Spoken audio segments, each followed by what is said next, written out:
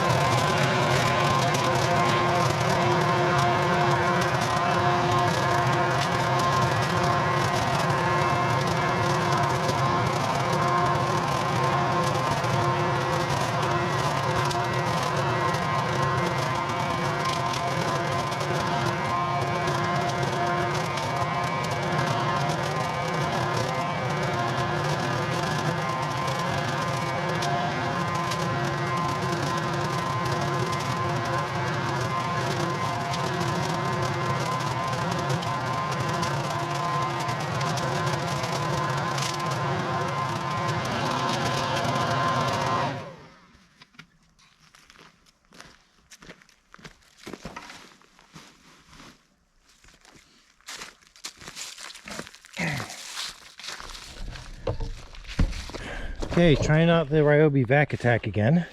Bag is almost full. Machine's just sitting on it. So this is October, and this is probably ideal conditions for this machine. The oaks have been dropping their leaves for the last week.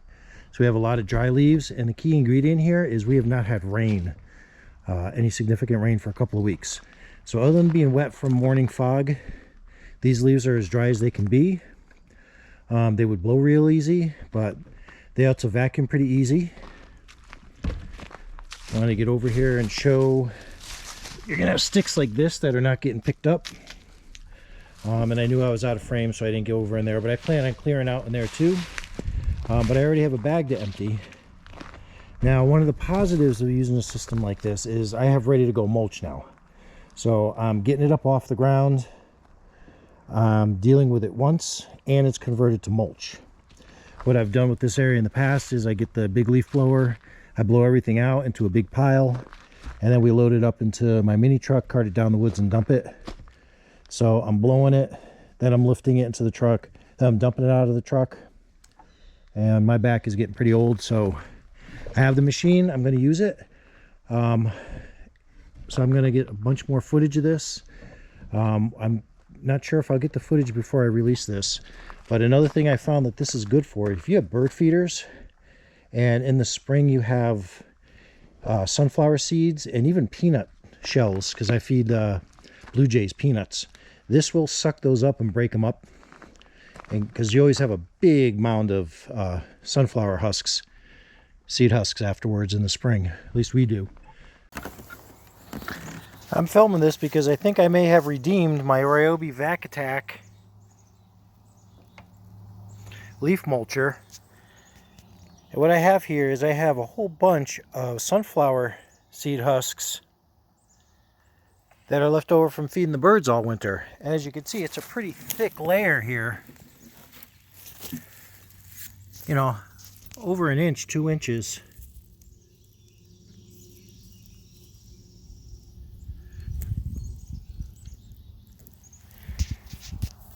And we have flowers under here, all delicate stuff that's starting to grow in. It's really not pulling the leaves up that much, but it's really taken up quite a bit of the seeds, even the wet ones underneath that have been, you know, kind of soaked from the snow. So we may have found a niche use for this Roybi leaf vac after all. I wasn't really planning on filming, but I was just out doing it. I have my camera with me, so keep posted. I may do a follow-up and we may redeem this thing after all. So this cleans that up too. So let me get some more footage, move the camera around, but I'm gonna empty the bag off frame.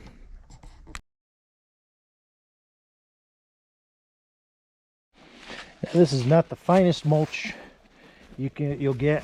It is a pretty rough mulch, but for the garden beds, for overwintering, I think it'll do fine. So you can see there's some pretty big chunks. There's some whole leaves in there too, but it's broken up a little bit, which is all I really want. Just putting this over my garlic for the winter.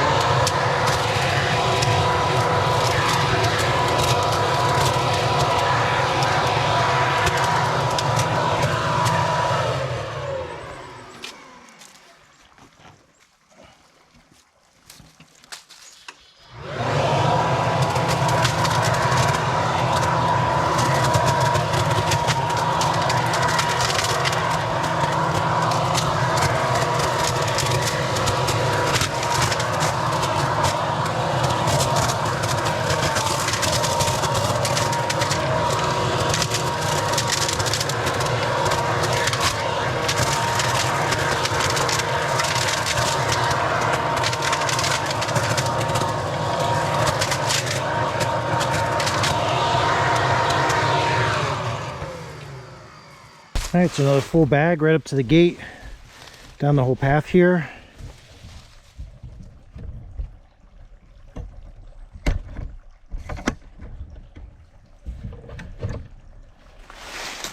Okay, get an idea how good it does. You probably heard it. It's definitely picking up acorns as well, and there's, there is mulch on this path. So there's some, mulchy type bits, wood bits. But that's about as far as you'll get with filling the bag. Again, fairly neat job. Mostly the leaves. I'm not going for the groomed, I'm just doing, the first onslaught of the oak leaves, because there's still a lot more to come. Like I said, just to get some mulch on the garden.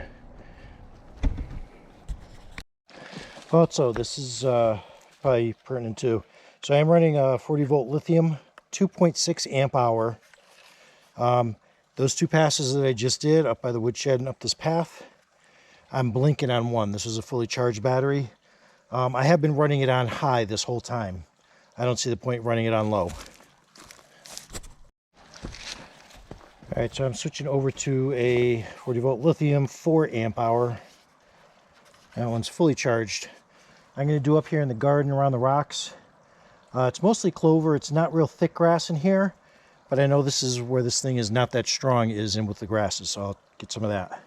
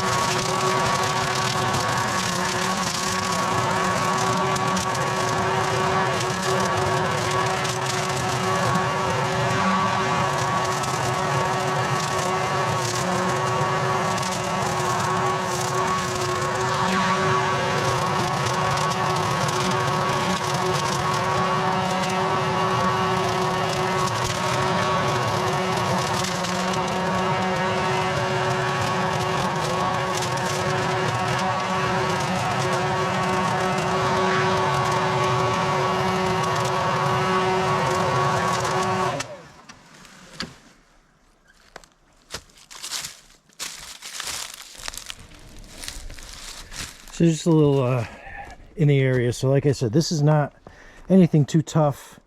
And the main thing, again, the leaves are mostly dry, so they're really not stuck in. Where you do start running into problems is anything that's too big to fit down the chute or a little too heavy because it's got branches on it. It may hold on to it, but it's not swallowing it. And once you start to get to something a little bit bigger like this, you either got to push it out of the way with the machine or bend over and grab it. Which up here, especially this year, we've had a lot of this stuff. So, again, it's not meant to do that. I understand that. But it did seem again like it was picking up some of the acorns and some of the other stuff as well. So this isn't too bad. And I'm going to go do the walkway next. I'm not going to bother out there. I know that grass is a little too long. And the leaves are probably been getting wet just sitting on it. You do notice more power if you use a 4 amp hour battery over the 2.6.